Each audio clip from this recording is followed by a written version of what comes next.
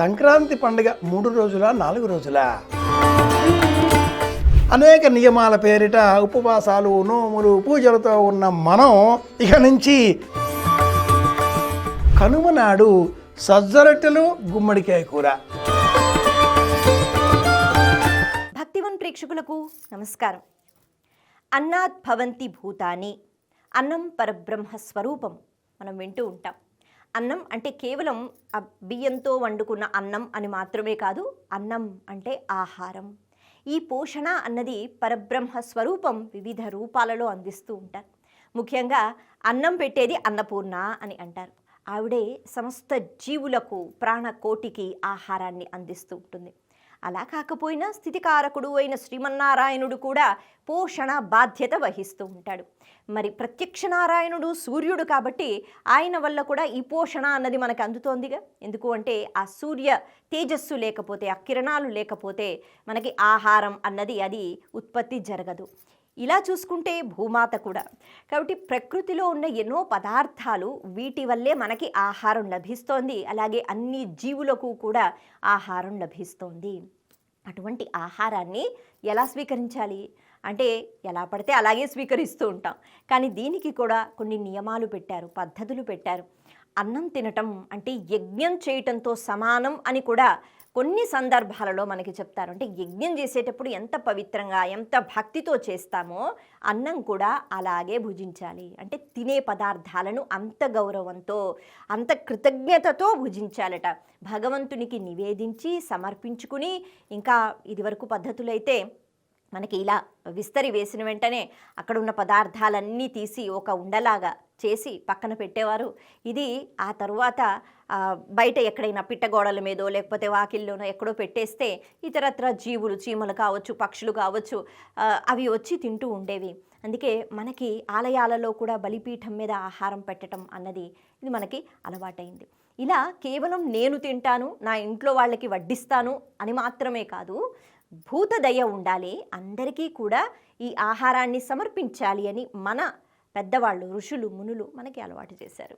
మరి ఇంతే కాకుండా మనం ఈ ప్రకృతికి సంబంధించి వచ్చే మార్పులకి అనుగుణంగా, కాలానికి సంబంధించి వచ్చే మార్పులకు అనుగుణంగా ఎలాంటి పదార్థాలు ఎప్పుడు తినాలి, అలా తింటేనే మనం ఆరోగ్యంగా ఉంటాం, ఇది కూడా నిర్ణయం చేశారు. మనకి చాలా సులభమైన మార్గంలో చెప్పారు. ఇప్పుడు ముఖ్యంగా ఈ సంక్రాంతి పండుగ అన్న వెంటనే బోల్డని పిండి వంటలు ఇవన్నీ గుర్తుకు వస్తాయిగా. కానీ వాస్తవానికి ఈ సమయంలో, ఈ సంక్రాంతికి ముఖ్యంగా ఈ 3 రోజులు ఏం తినాలి, ఏం తింటే మనకి మంచిది అని నిర్ణయం చేశారు, వీటి గురించి ఇప్పుడు తెలుసుకుందాం. నమస్తే, నేను మీ కాకునూరి సూర్యనారాయణమూర్తి. కనుమ ఆ రోజుతో పండగ పూర్తి అవుతుందా?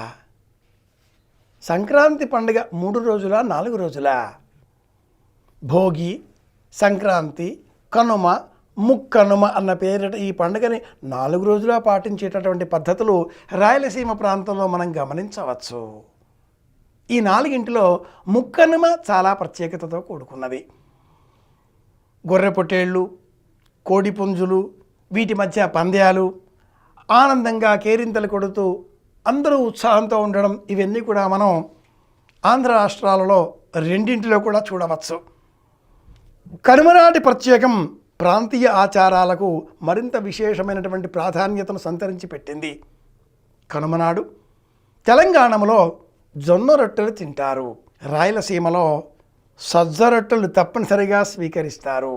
అలాగే ఆంధ్ర ప్రాంతంలో తప్పనిసరిగా మినపపప్పుతో చేసిన గారెలు ఆహారంగా స్వీకరిస్తారు. జొన్నలు ఏమిటి, సజ్జలు ఏమిటి, మినపపప్పు ఏమిటి? ఉభయ రాష్ట్రాలలో 3 ప్రాంతాలకు సంబంధించిన ఈ ఆచారాలలో ఉండే అంతరార్థం ఒక్కటే. మినుములు కుజగ్రహానికి ప్రతీక, శక్తిని అందించేవి. అలాగే సజ్జలు, జొన్నలు ఇవి కూడా గురుగ్రహానికి ప్రతీక, శక్తిని అందించేవి. కుజుడు, గురువు ఈ ఇద్దరు కలిసి ఉన్నట్లయితే మహావీరత్వం సిద్ధిస్తుంది అని జ్యోతిష శాస్త్రం. కుజగురువుల సంయోగం అపారమైన బలానికి సంకేతం.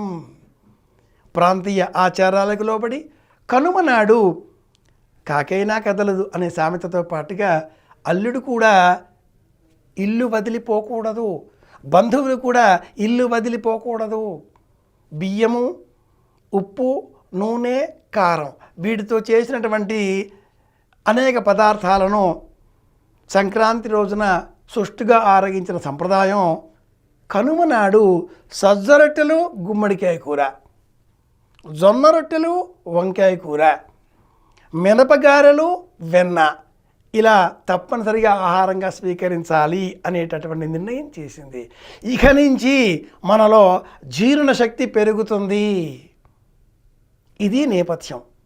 దక్షిణాయన కాలం అంతా కూడా అంటే ఆషాఢమాసం మొదలుగా జూన్ నెల నుంచి ఈ జనవరి వరకు ఈ గత 6 నెలల కాలం అంతా కూడా అరుగుదల లేక ఉపవాసాల పేరిట, ఏకభుక్తం పేరిట రాత్రిళ్ళు తినకూడదు, ఉదయం తినకూడదు, మధ్యాహ్నం తినకూడదు, అనేక నియమాల పేరిట ఉపవాసాలు, నోములు, పూజలతో ఉన్న మనం ఇక నుంచి బ్రహ్మాండంగా సుష్టిగా భోజనం చేయవచ్చు.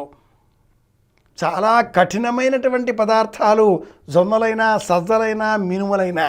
మాషే మేషే గతం వయః అనే ఒక సంస్కృత సామెతను కూడా మనం ఇక్కడ జ్ఞాపకం తెచ్చుకోవచ్చు. కనుక ప్రాంతీయ ఆచారాలకు లోబడి గురువు, కుజుడు ఈ గ్రహాల అనుగ్రహం పొందే నిమిత్తమై తప్పనిసరిగా మినుములు స్వీకరించాలి, సజ్జ రొట్టెలు తినాలి, జొన్న రొట్టెలు తినాలి, ఆరోగ్యంగా జీవితాన్ని మలచుకోవాలి అంటూ సంప్రదాయజ్ఞులు, ప్రాచీనులు పండుగలను ఆచరించే విధానంలో ఈ పద్ధతులను అంతర్భాగం చేశారు.